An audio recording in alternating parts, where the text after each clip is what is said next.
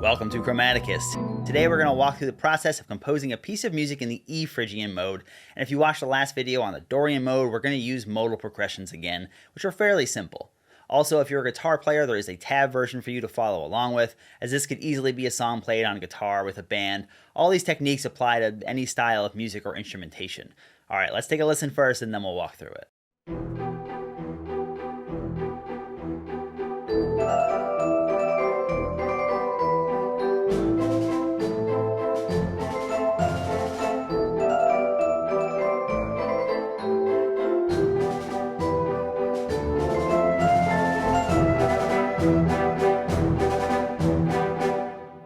The piece I wrote today is kind of quirky, it's not very serious or dramatic, but just like any other scale or mode, they're quite versatile. So I could have written something very dramatic like this.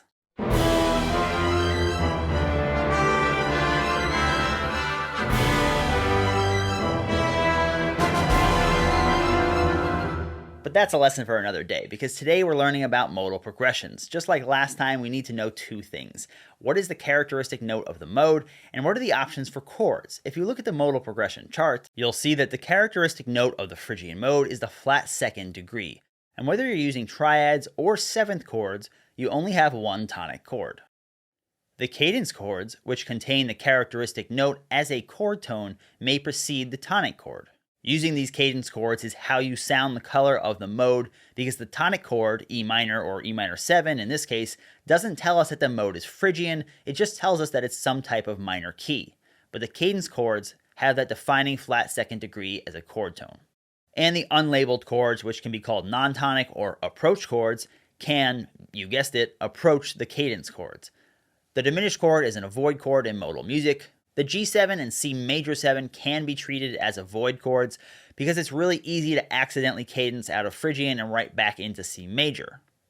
I label them as caution chords because you can technically use them, and the G7 has that F natural in it, which makes it a cadence chord. You just have to exercise caution when using them. So how do you exercise caution exactly with these chords? There are a few things you can do. One, you can stick to the triads because the G triad has much less of a tendency than G7 to want to resolve to C major. Two, you can play the C major chord in a weak beat or an upbeat in an inversion, and that'll help it sound less like a one chord. Three, you can play G7 or C major 7, but not both. If you play G7 and E minor 7 without ever hearing a C chord, it sort of forces the ear to hear E minor 7 as the one chord. And four, you can always use a pedal tone underneath so it sounds more like triads shifting over top of a pedal tone, which sort of grounds everything into our home key. That pedal tone comes in very handy when we get to the Lydian mode. And remember, you don't have to use either of these chords if you don't want to, which is obviously the easiest way to stay in the E Phrygian mode without accidentally cadencing back to C major. Looking at the harmony, you'll see that I have a 2-bar intro of just the one chord. This not only helps to establish our one chord, but offers a touch of variety rather than always starting the melody as soon as you start the chords.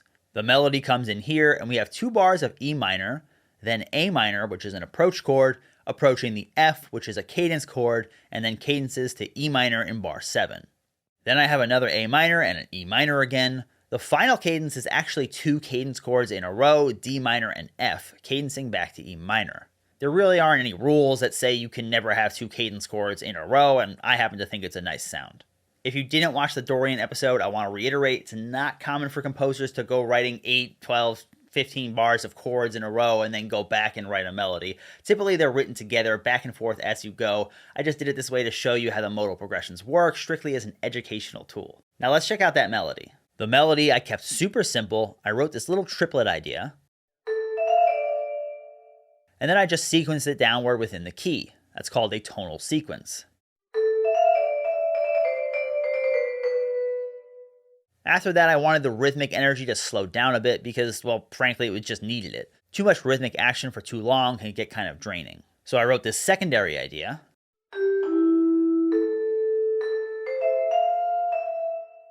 After that, I really just repeat it with subtle variation in the end on the first line, which again is a sequence.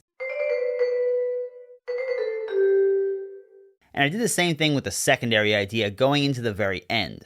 Instead of that quarter note and eighth note at the end of the line, I diminished the rhythm so I could add notes. I felt it needed a little more emphasis, a little more pull into the ending, and that's what that 16th note is there for.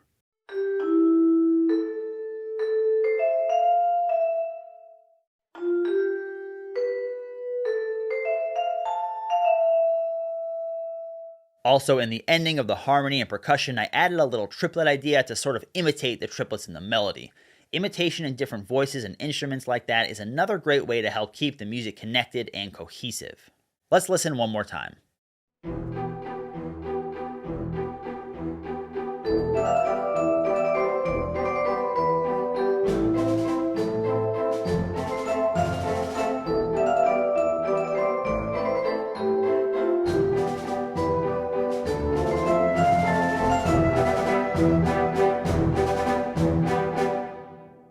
There you have a Phrygian modal composition using modal progressions. Stay tuned for the next episode where we walk through the Lydian mode, and we're actually going to make use of the infamous caution chord G7.